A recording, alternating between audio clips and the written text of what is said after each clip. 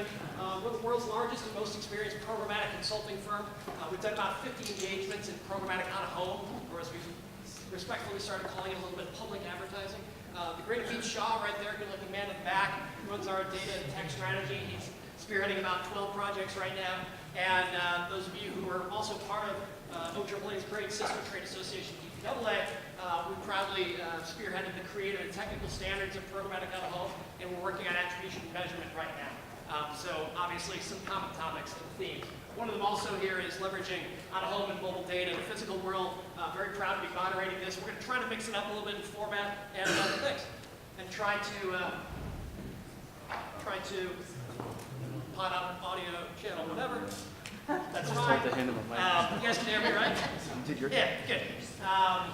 So we're gonna try to mix it up, engage you guys a little bit in the questions, but we got three fantastic speakers up here as well, and a pretty relevant topic. If you were here for the last session with our client at Moby and with Cubic, a lot of what they were talking about is this as well. It's all obviously relevant. There's a programmatic panel going on with Lindsay next door. We were going to bust through the wall since they're kind of related, and we should just combine them since obviously these two things are related. But let's get into some of the weeds here. And what we want to try to do is debunk and kind of de-hype and get into the reality of how these great executives at these companies are working today and in the future about leveraging on a home and their mobile data space. So why don't we go through and you can check them and follow along better? Yeah. We'll follow along a little bit. A round of applause here for this man. Come on. Yeah. Third time's the charm. So why don't we start with Regis? Regis, why don't you give us a little bit. And let me set the stage real quick. One other thing. These are from our friends and client Adomni. You may know, location data, again, kind of important. This is one of their solutions, Audience IQ. You'll see some other things from these guys as we'll advance some slides, but certainly location data doesn't have all the promise without some of the risk. There was an article just yesterday, if you do a search on thedrum.com around location sciences, there are obviously, as Dan knows and Jeremy and a lot of folks, there are some error rates and some confusion around the accuracy of location data. So we'll dive into this a little bit. There's actually a rating service now trying to evolve to verify location data because it's becoming so important, and because we know just from sight there are at least 6 companies that do location data in this room, and we know another 20 around the world. So there's a browser that I was going to open, but we don't have time. But just do a search on thedrum.com and you can read that article from yesterday. So with that, why don't we kick things off here with Regis, who runs the show for a couple of decades now at Do It Outdoors. Regis, give us a sense of what you guys are doing around location data, please. Well, good morning. Good afternoon, everybody. It ain't morning. I think it's morning, but it's not. Good afternoon. I'm glad you're all here. My name is Reg Maher, and I started Do It Outdoors 23 years ago. Right now, we're the country's largest mobile billboard company. Across the country, we serve all markets with offices in Pennsylvania and here in Las Vegas. I want to share with you guys today a little bit about what we're up to, how we're leveraging data. And over the years, in 23 years, we started leveraging data just by doing routing that was supposed to serve our clients better and to make our campaigns more efficient. So I'll show you what we're doing now, because it's come full scale for us and how we're leveraging this mobile data. The whole point, I believe today, is that clients are not worried about audience delivery anymore. They're more worried about performance delivery. And that's what we're trying to keep in mind with our interjection into the digital aspect and how we're leveraging the data that we're collecting. The whole basis behind it all is better engagement. What we've been able to do and how we started this whole project was we're working with Blue Byte. I don't know if anybody in here is familiar with Blue Byte, but we started creating our routes within a geofence. And by creating a route within a geofence, we thought we were going to get very good results as far as consumer engagement. Well, the results came back, they were way better than we thought they were going to be. They were hundreds of percentage points better than digital alone. So you say, okay, if we're looking for measurable results and we're looking to try to get more of those aha consumer moments, and how do we engage that consumer better and more, what we've done is now we're leveraging the data from our GPS system in each one of our units. So as that unit travels, we're optimizing latitudinal and longitudinal data, and creating a geofence that travels with the mobile billboard. And by doing that, we're able to serve ads with proximity to retailers where blankety blank is sold. We're able to start delving into attributions for different consumers and serve ads in a better way. The performance, when I tell you it got a little bit better, as you can see, initially we were doing the geofence. And if you look at the blue notes, there's some Post-Gazette, there's Experience Olympia, Washington Supercuts, and Aldi grocery stores. When we started using the geofence roaming with our mobile units, all of a sudden the engagement rates went through the roof. And so we knew we were onto something. And that's what we're doing. There's a quick video to sort of share with you what's happening in this space. And it's a little corny, so bear with me the first couple of seconds. It's corny, but it's very relevant to what we're up to. Oh, how do you make it play?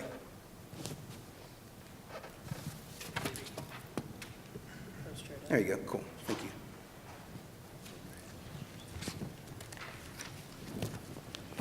Q promised me it would work, but it isn't. You weren't here at 8 a.m. for rehearsals, Reach? No? That's good. Never mind. So anyhow, It's on your website, right? Yeah. What we're doing is we're traveling around with a geofence that follows our units, and we're able to keep track of that particular consumer, and we're able to retarget that consumer later on down the line for our brands.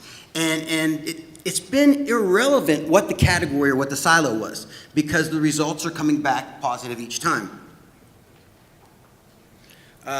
The other aspect, and this is really going to suck if this next video doesn't show, but we're also now implementing with a partner of ours called Curb, it's AI, and we've put cameras on the sides of all of our units so that as they travel, we're able to gather information about that consumer. First of all, where they were. Second of all, male or female, age, gender, all different types of information, whether they're happy or sad, and those types of points. Let me show you what that looks like. This is rather interesting. Please work. Nope. One more shot, quick. Normally when they embed the video. Okay, this will work. Oh, AAA will send it out after, I'm sure. Yeah. So this is our unit in Manhattan. And as you'll see, all of a sudden you're going to start seeing squares pop up. Those squares are counting automobiles, they're counting street corners, they're counting males, females, they're counting gender, they're counting bicyclists. And as you see, in a few short 20 seconds, you're up to 115 impressions in 20 seconds. You start extrapolating that information, you're seeing how many people we're actually touching, so that we can go back to our clients and we can go back to our agencies and say, this is how we performed, whether we overperformed or underperformed, and give better attribution to our media format. The information that's coming back, again, allows us to say optimal locations for so-called brand. It allows us to do A/B testing for different creatives to say we got more heads to turn on the yellow creative versus the blue creative. It allows us to personalize creative based upon audience insights that we've gathered. And it allows us to provide times that are best for our media format to be running for clients. All the data that you would think you could gather from is what we're currently doing. Dwell time, male, female, as I said, age range, location, by day, by time of day, and in real time. That's what the advanced mapping technologies is all about that we're currently using at Do It Outdoors. And we're now partnering with Foursquare as well to provide even better routing based upon heat maps and based upon consumer insight and consumer data. So that's how Do It Outdoors is right now leveraging our digital and database. Great. Thank you, Reach. Let's turn it over to Jeremy here, who works for a firm with the great Dan Levy right over there. Probably needs no introduction at CCO. One of the, I'd say, grandfathers of location-based data in the out-of-home space, given your Radar launch, which seems like 10 years ago, but it was, Dan, how long 30 years ago. Yeah, how long? 30. Exactly, 30 years ago, ladies and gentlemen. So, nice of them to take time to not have to educate all of our senators on what Radar is and isn't, to be able to share some insights here. Tell us a little bit about where CCO is on the journey of leveraging location data, please. Sure. So, first of all, I thought this was a panel about the finale of Game of Thrones, so we could talk about it at the end. Nice, So, my name is Jeremy Flynn. I actually work at Clear Channel Outdoor. I oversee our Radar product development. So just a brief overview about what Radar is. It's about qualifying who's seen an out-of-home ad. And once you have an understanding of that, how do you actually more effectively plan measure, and amplify off of that exposed out-of-home audience. So for the past 3 years, we've been productizing mobile data to help basically continue the conversation with consumers when they see an out-of-home ad to when they actually take out their mobile device to eventually convert either in-store or online. So we've actually been in the space for about 3 years developing all these products in partnership with our customers. I would say that the biggest approach that Radar has been able to take on is just build products in conversation with what our customer needs are. Right. One of the approaches that I think we've tried to do is bring in the best practices from the digital ecosystem, where there's many, many more advantages to be had in the out-of-home space. So not dealing with things like ad fraud, not dealing with things like viewability, and I'm very interested in getting to the location verification conversation towards the end, but Yep. A lot of those ironically traditional challenges that digital media is now facing, a lot of those are unlocked if you start to plan more out-of-home campaigns. And if we could use Radar to help make out-of-home more addressable and more measurable, then we're going to really start to unlock some of those budgets, and it's been a great ride so far. Cool, thanks, Jeremy. How many of you use the fantastic maps and navigation app Waze? Show of hands. Yeah, exactly. This is the guy responsible for it right here. So Todd from Waze, give us a sense, might be known, a unit of this larger company called Google that you may have heard of. Todd, give us a sense, if you can, of the opportunity, because you're really just kind of getting going. I mean, we've got a good mix here on the panel in terms of people who've been doing it, relatively speaking, forever, people that have been driving it now and taking their 20-year company and evolving it into this space very nicely, and folks that have been geared in one area and then realize, holy cow, location data, kind of important in this whole other universe, right? Sure. Yeah, thank you. So I'm Todd Platnick. I lead out-of-home business over at Waze. Been on board for almost a year, out-of-home veteran for about 13 years, which is kind of crazy to say. I still feel like I'm the young guy here.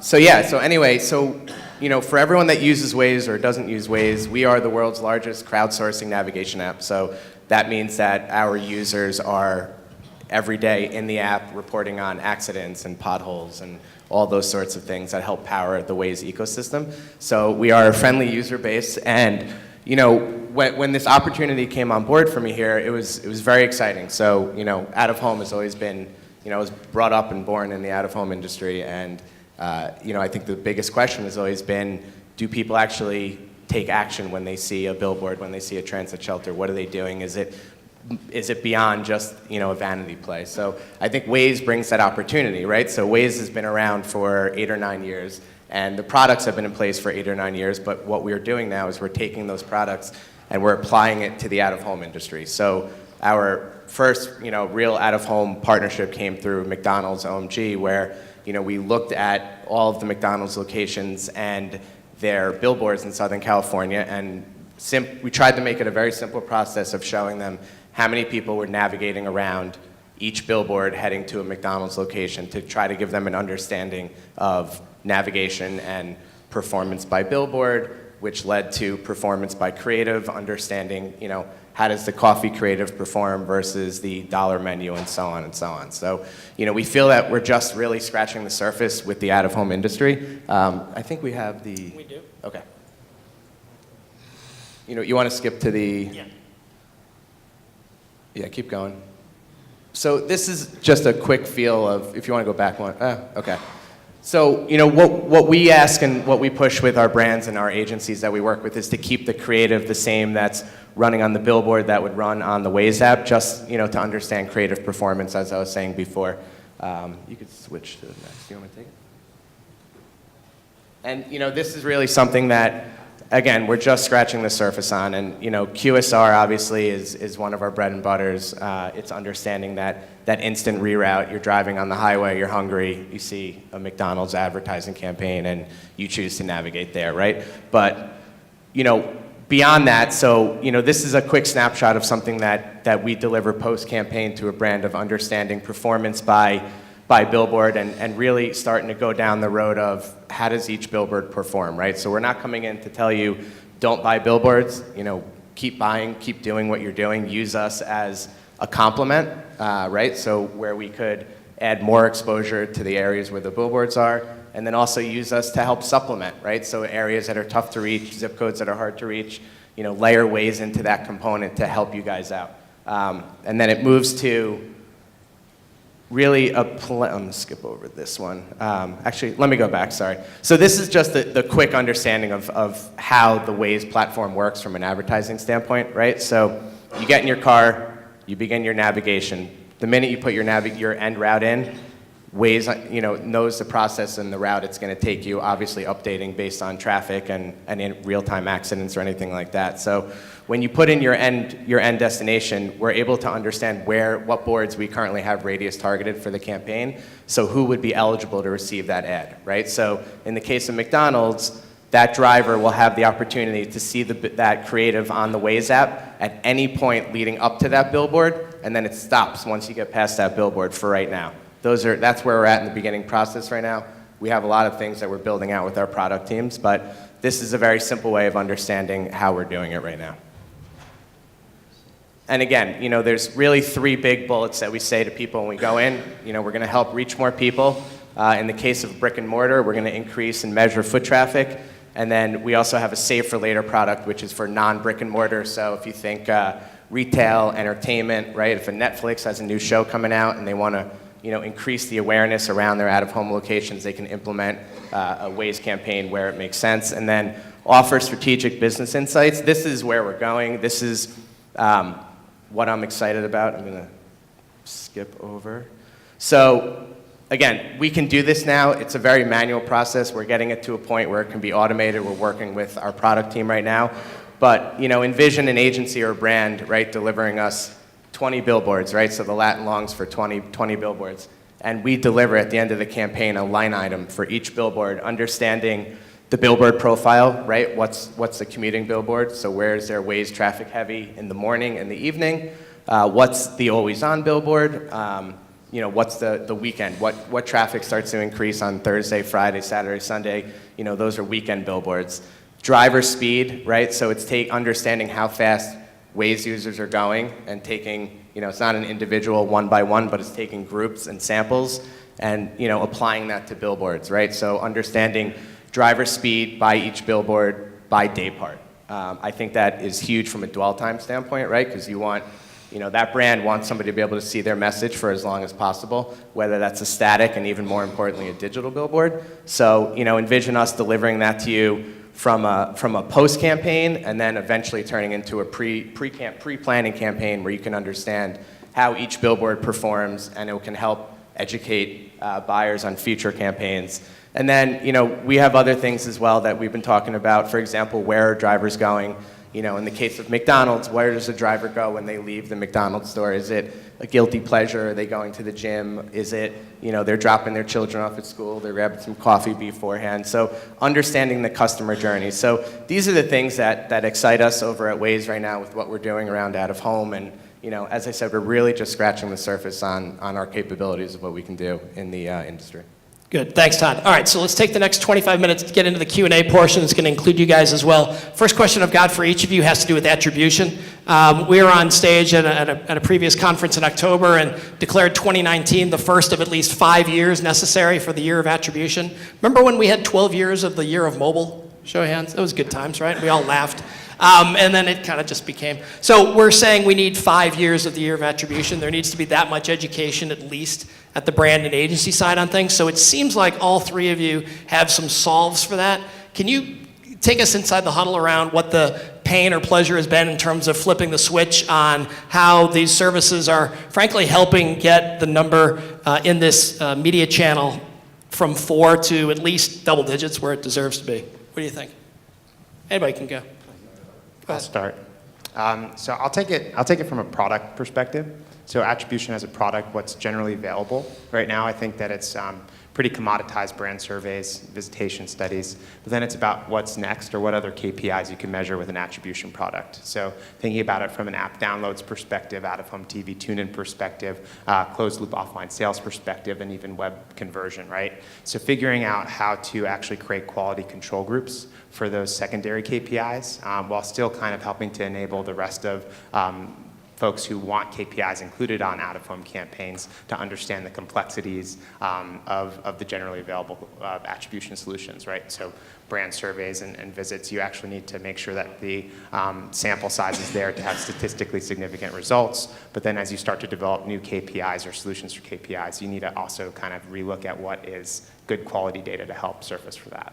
So anyone you want to give a shout out to on the buy side that gets it now because of a lot of that new ammo? Yeah, actually, what I am observing on the buy side is they're actually leaning into their digital partners to come into the room and then creating an alignment with the measurement partners that are measuring their digital campaigns and seeing if we can bring them into the out-of-home space. So what about the classic argument, because we're running a measurement committee to develop more measurement best practices and standards, what about the argument, well, you know, I mean, it's not apples to apples, it's too hard, it's so much easier when I can do it in my so-called digital campaign, you guys need to blah, blah, blah. And it's got to start somewhere, right? So doing a minimally viable approach to kind of get the ball rolling in the direction of what good measurement looks like, and stumbling along the way and figuring it out in partnership with your customers is the way to kind of start to disrupt, right? So it can't be perfect from day one. And that's what's part of the really exciting part about being in the out-of-home space right now, is taking that initial step. And that's what we're going to continue to do. Reach, what do you think for someone who's been running the show 23 years, I mean, you've had an evolution not just within your own company, but the customers you've had. How do you see this landing in terms of the boxes, and are people actually able to take that in rhythm with how they're evaluating media? I think now what we're doing is when a client comes to us and says they just want to buy mobile billboards, we're almost begging them to say, your campaign isn't complete without doing a digital aspect to it, and then gathering that data and allowing us to show validation of a verified walk-in and allowing us to show what this media format can do for you, because we're always thinking that proximity to a target is crucial. And I believe that in out-of-home. And I also believe that on the consumer daily journey, we're the baddest media format out there. We all know that. So we're using it to continually say to our clients, let us prove to you that by adding this mix and integrating mobile digital and using this data to come back with this is what actually happened, that's what we're really pushing towards now.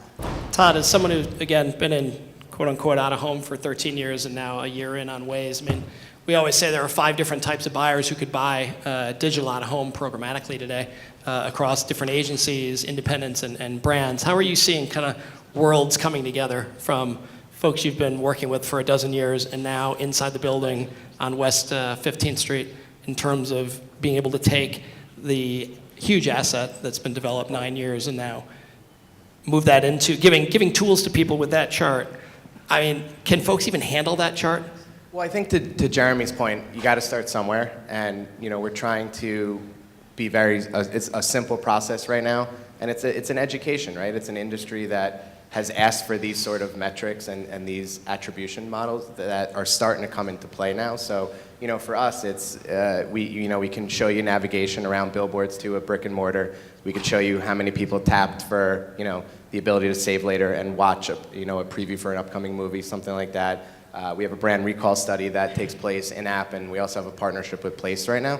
So, I think that's kind of like step one. It's getting brands and the out-of-home buying services comfortable and understanding how to utilize it. But I also think it's important, to really break down the door with the digital teams at the agencies as well. To have them both in the room from a planning standpoint, which is, it's rare to happen. But I think those silos are starting to come together. They're coming, yeah. Yeah, I mean, programmatic's a good start for that. Yeah, it is. So, that's where we are right now. I think it's definitely, I think we're in the crawl phase.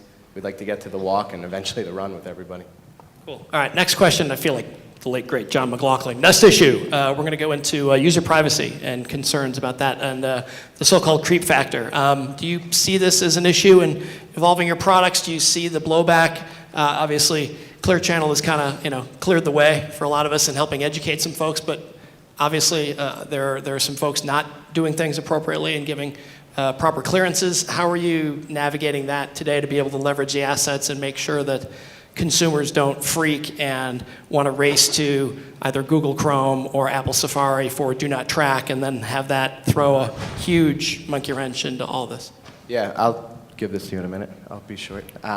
No, so I think the cool thing about Waze is that our co-founder, who's our current CEO, Noam, is very passionate about Waze users and protecting Waze users because we are a crowdsourcing app. So, his mentality is we have 30 million active users in the US, which compared to Google Maps, is, which has like close to 1 billion, we're the redheaded stepchild. So he doesn't want to make any user upset or the ability to lose a user. So he's very passionate and protective of every user. We don't do anything with device IDs. Everything is anonymized. There's no one-to-one. So we're very protective of the Waze user. So that's something that's definitely going to continue with us.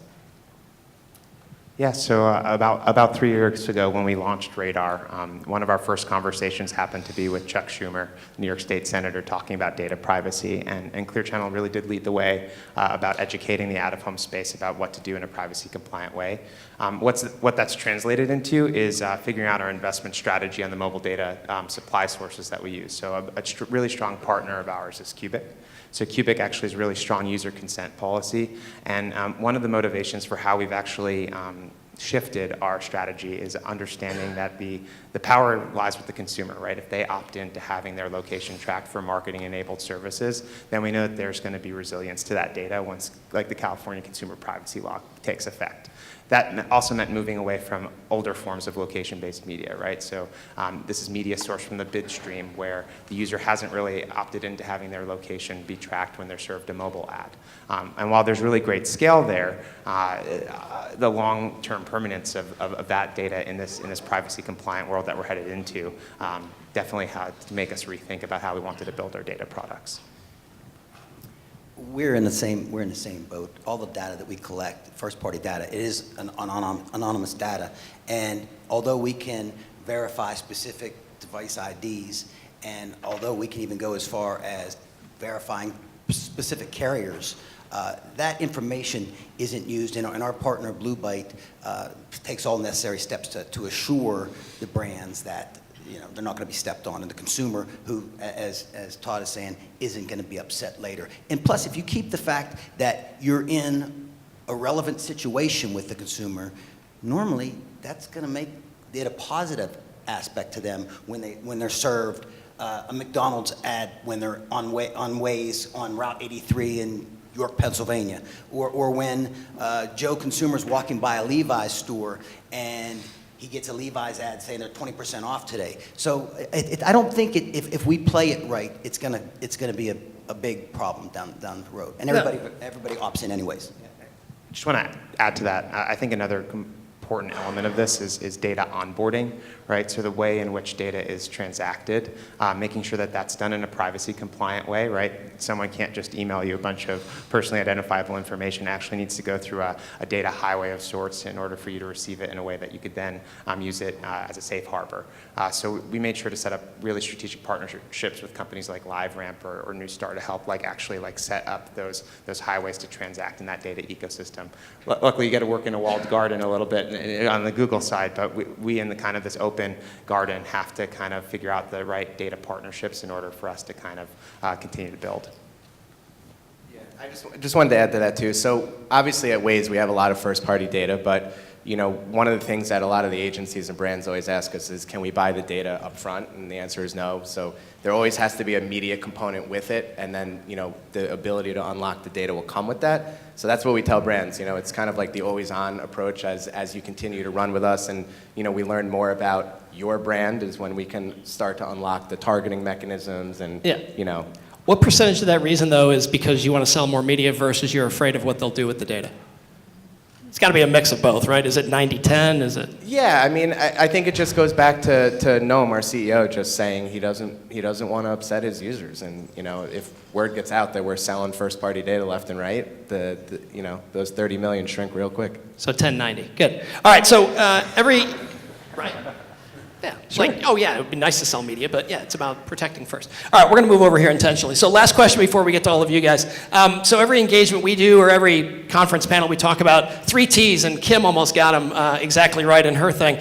Tech, targets, and talent. So we've covered tech, we've covered targets, a little bit of talent. What is necessary either within your own organization or with your customers to evolve talent to be able to buy and access and utilize your services better?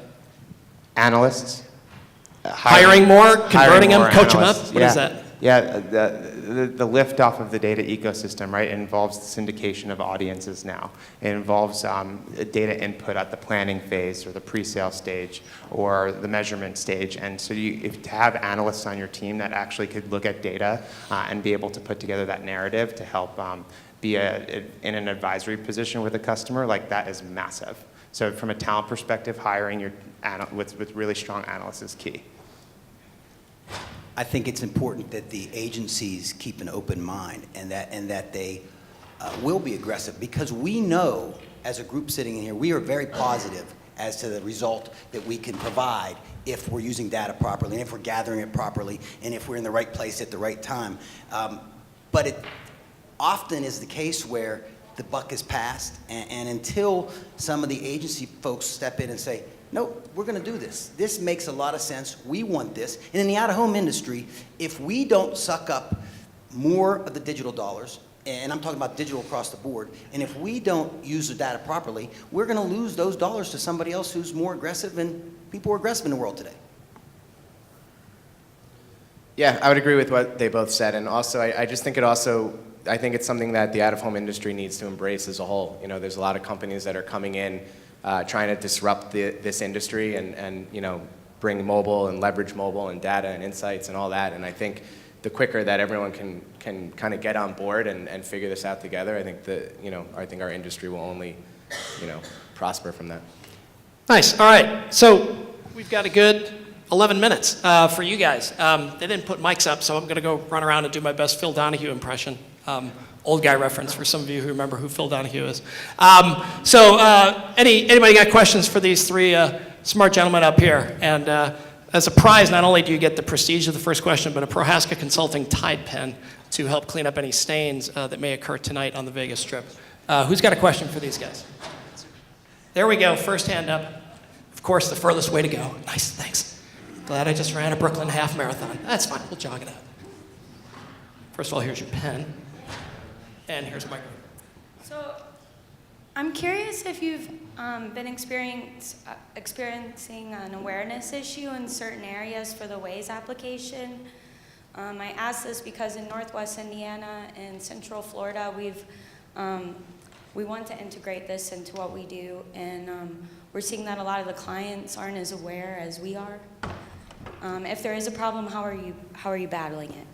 Yeah, good question. I think the problem is just that, when you get outside of the bigger markets, the population can shrink as far as like traffic and driving. So, when you think of where there's heavy traffic in the U.S. and across the world is where Waze is really big in. So, for sure, when you look at the top 10, 15 out-of-home markets, we're huge in that.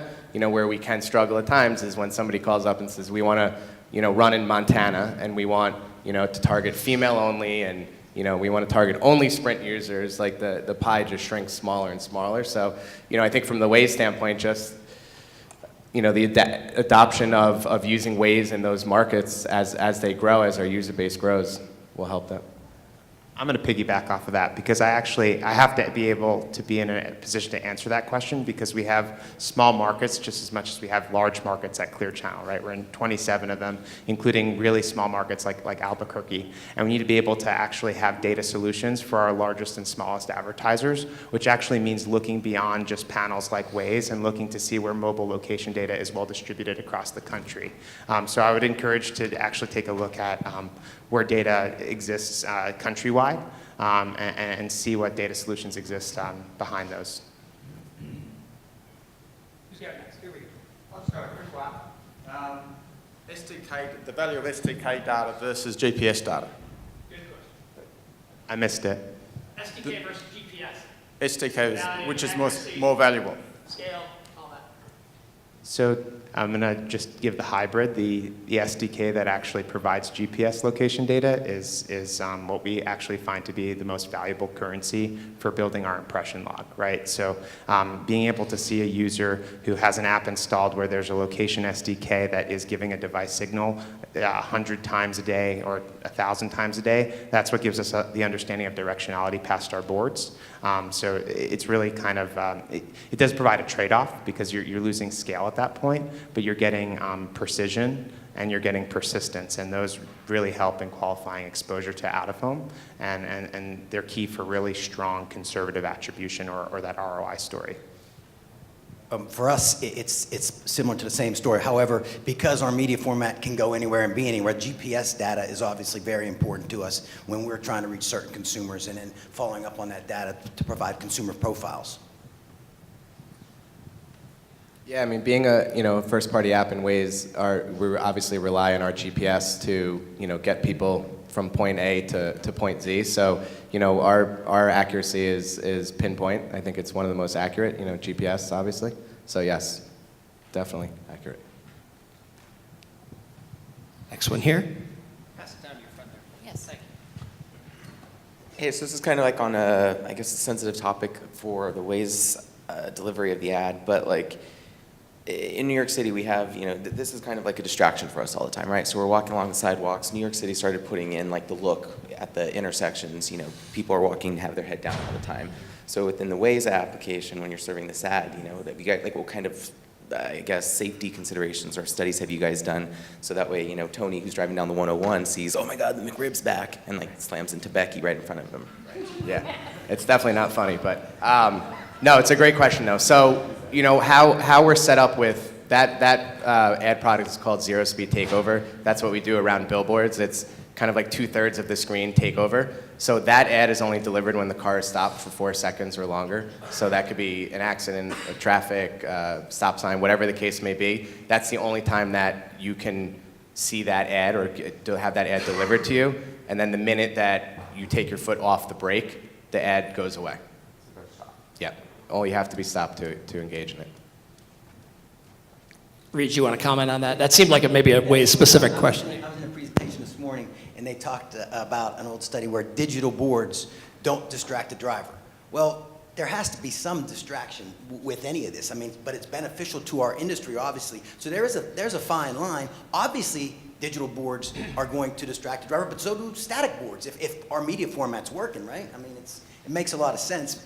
I see your point, though, as well. And when something does happen, what is going to be our industry answer to all that? But how do you think the world changes when we go to 50% self-driving cars, or we're in Lyft Ubers, and we have the ability to either want to be distracted, need to be distracted, or intentionally doing something else, not distracted? Because our head is down instead of up. Is that a half pro, glass half full? It definitely is. It definitely is. I mean, you're talking about New York. I saw yesterday they're going to start implementing fines, $20 to $250 for repeat offenders for reading their phones going across street intersections. So it's obviously going to be a problem as our, I mean, if anybody has kids, it's a problem, the device and being on it all the time. Our family will soon be in debt. We have a question here. What's the case for layering in like a geofencing campaign or something along those lines when you already have a programmatic buy in the market? I mean, you're able to kind of augment a direct buy and capitalize on moments in the day where you're able to reach your consumers. One of the advantages of doing programmatic out of home is day parting, right? So if you actually plan a direct buy and then have an opportunity to capitalize on that audience with new creative, that's an excellent venue for layering in programmatic to a campaign.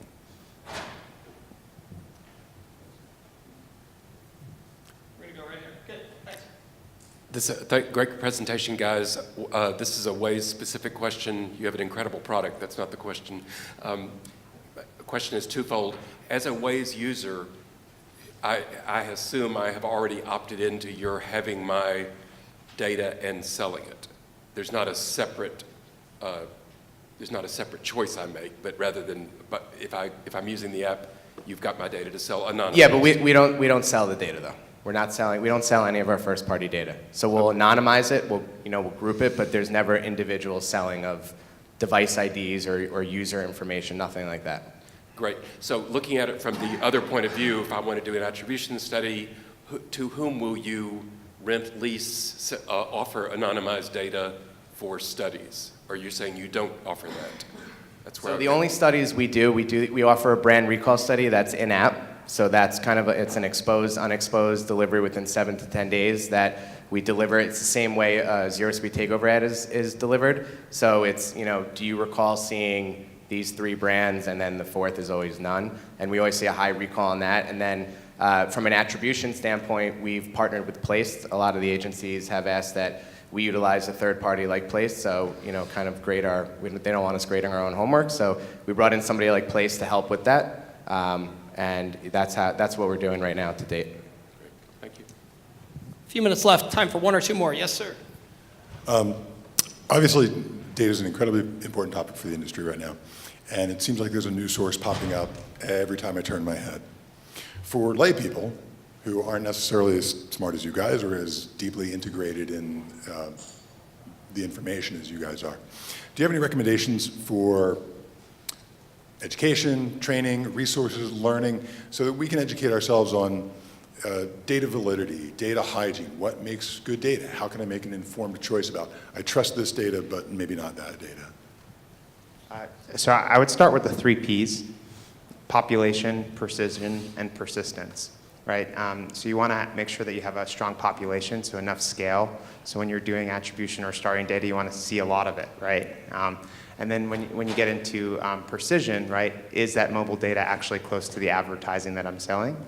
And then persistence is how many times you're actually seeing that data over the course of a given minute, hour, day, because that's going to actually help qualify the movement of the user. So definitely start with the 3 Ps. I would also say that there's really good industry trades that are kind of always talking about what's new on the market, and just kind of run that through the paradigm of the 3 Ps. I think it's interesting too, as an industry, we have an opportunity to include data in everything we're doing and make it part of the out-of-home definition. Does that make sense? To make it so that this is also what you get when you buy our formats. So where do you get it? How good is it? Those questions are, I think, still to be determined, because we are still in infancy stage. But I think we've got to continue and push forward to use the data. Don't just collect it. If you're going to collect it, make sure you're doing something very positive with it and going back and reaching the consumer in a relevant manner. 2 minutes left. Last question, getaway question, classic last panel question. So we're blessed to be here. If OAAA and Geopath let us up here next year, wherever it's going to be, 1 year from now, what's different in a very positive way, either in your roles or the industry, or how everyone's leveraging mobile data a little bit better? More self-service use of data. So how do we take what we've done as a managed service, bringing data in the planning phase and the measurement phase, and actually flip it on its head and give our buyers control when it comes to self-service attribution or self-service planning with data? Is that on the roadmap, or is that already out there? Oh, it's on the roadmap. Yeah. Very good. Figured it might be. For Reach? me, I think that the consumer data that we collect, that we will be using it very efficiently as an organization, as an industry, and using it to the benefit of not only ourselves but also our clients. Yeah, I mean, same to what these guys said. In a year from now, I would love to see the industry adopt this mobile integration and educate and understand how to effectively use it, how to buy more effectively, how to really reach that target audience, and go just beyond the general awareness campaign, because I think that's what is one of the big things that will move the out-of-home industry in the right direction. Absolutely. Yeah. Makes sense that the guy from Waze took us home. Hope you guys enjoyed this. Hope a little entertaining. Did you like that? Please join me in thanking Regis, Jeremy, and Todd.